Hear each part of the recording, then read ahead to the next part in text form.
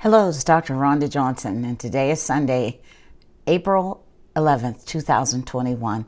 And today I'm going to be discussing some of the issues with the Johnson Johnson COVID vaccine.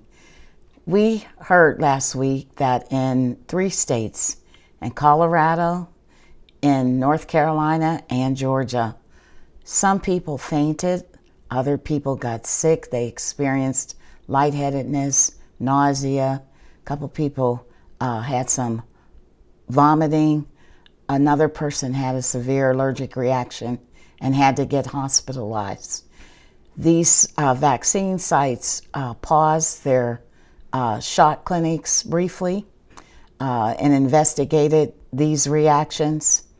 And the Centers for Disease Control and Prevention weighed in and recommended that all clinics that were administering the Johnson & Johnson COVID-19 vaccine continue to move forward with the Johnson & Johnson vaccine.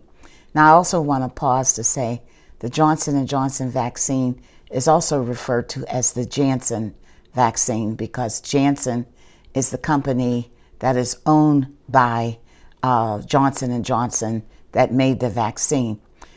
Now, as someone who has administered a lot of shots in my lifetime, I can reassure you that I've seen every one of these reactions, from fainting, from lightheadedness, from nausea, to a severe allergic reaction following a vaccine.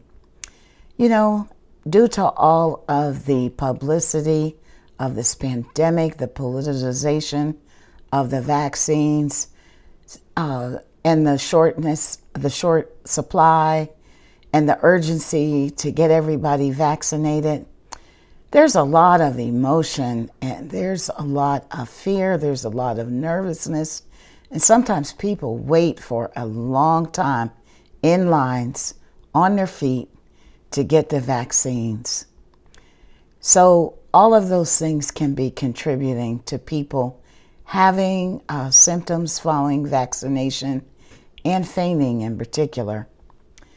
There was also another significant incident with the Johnson & Johnson vaccine with the manufacturing quality in the Baltimore plant. The good news is that this was human error. It was caught early before the vaccines got out the door and those millions of doses were destroyed.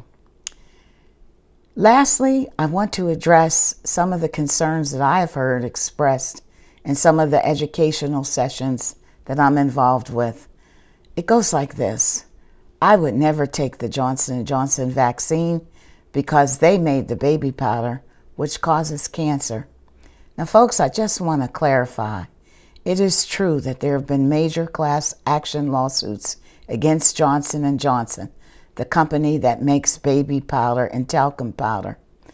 Those class action lawsuits do not say or prove that talcum powder causes ovarian cancer, but that the Johnson & Johnson company failed to warn people of the risk of possible cancer, and that way people could make their own decisions whether or not they wanted to use the product.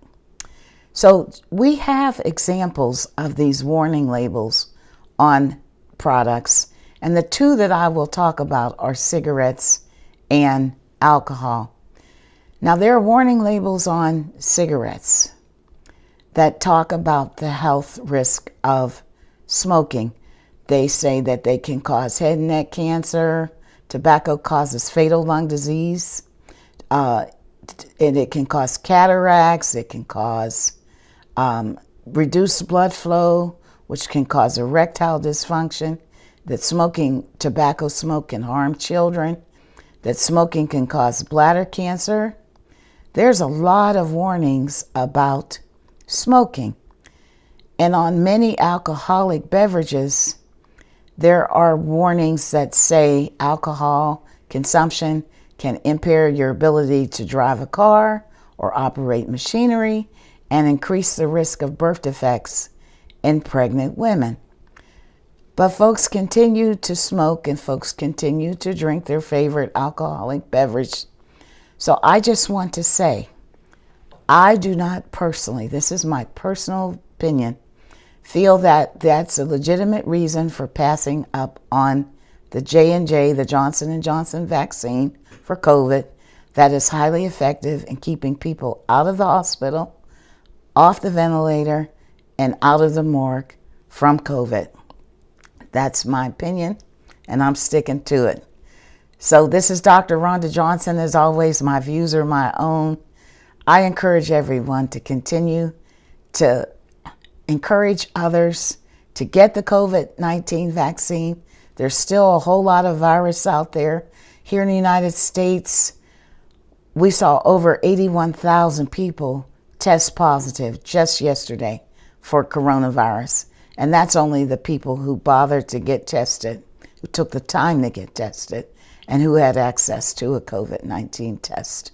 So stay safe, continue to practice prevention, and remember that the COVID-19 vaccine is a highly effective preventive strategy against this virus. Stay safe, folks, and as always, have a blessed day.